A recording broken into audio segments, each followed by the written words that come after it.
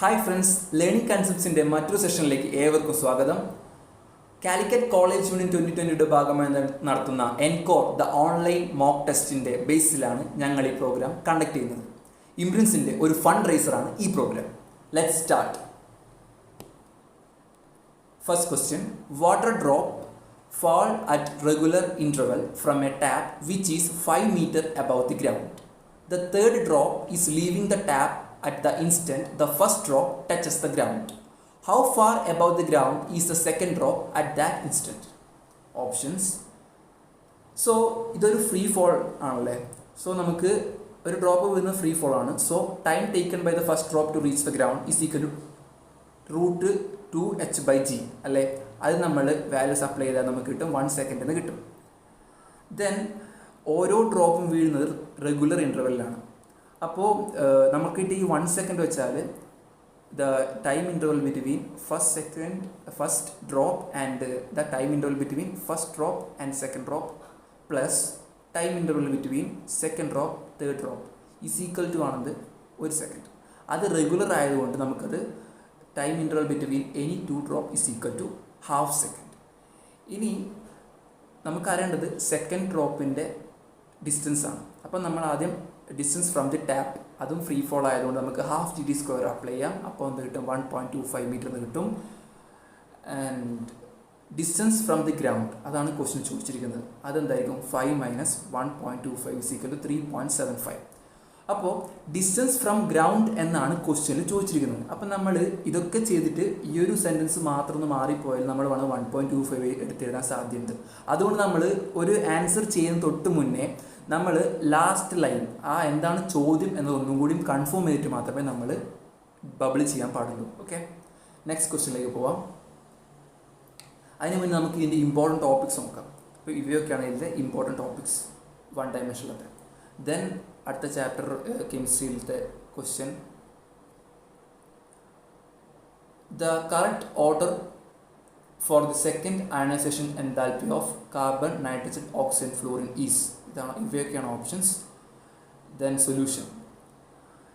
അപ്പോൾ in general ionization enthalpy, second ionization enthalpy value increases ongoing across a period from left to right. Left നിന്ന് റൈറ്റിലേക്ക് പോകുന്നതോറും second ionization enthalpy കൂടിക്കൊണ്ടിരിക്കുകയാണ്.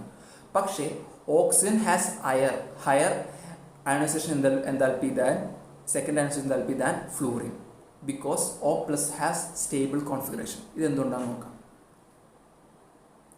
അപ്പോൾ after removing 1 electron, അതിനുശേഷം electronic configuration നമ്മൾ നോക്കുകയാണെങ്കിൽ nitrogen 2s2 2p2 ആണ്. അപ്പോൾ അവിടെ ഒരു ഇലക്ട്രോൺ കൂടി നമ്മൾ റിമൂവ് ചെയ്യുകയാണെങ്കിൽ അതിന് only 1 electron in the outer most p സബ്ഷൻ. Correct അല്ലേ?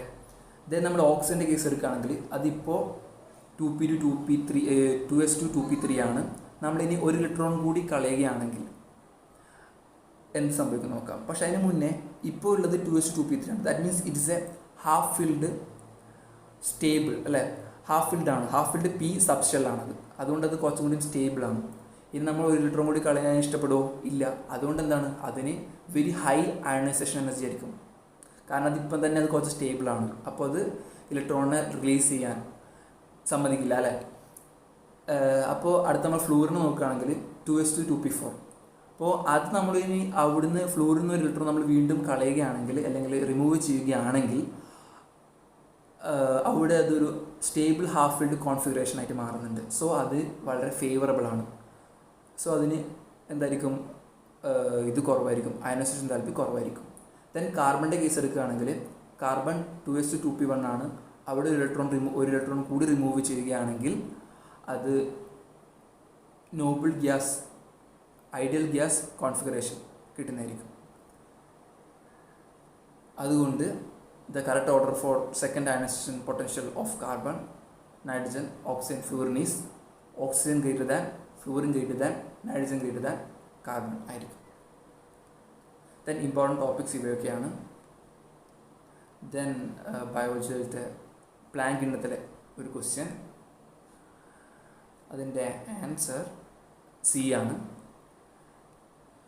Anyway thank you friends. എല്ലാവരും പരീക്ഷയ്ക്ക് വേണ്ടി നന്നായി പ്രിപ്പയർ ചെയ്യുക.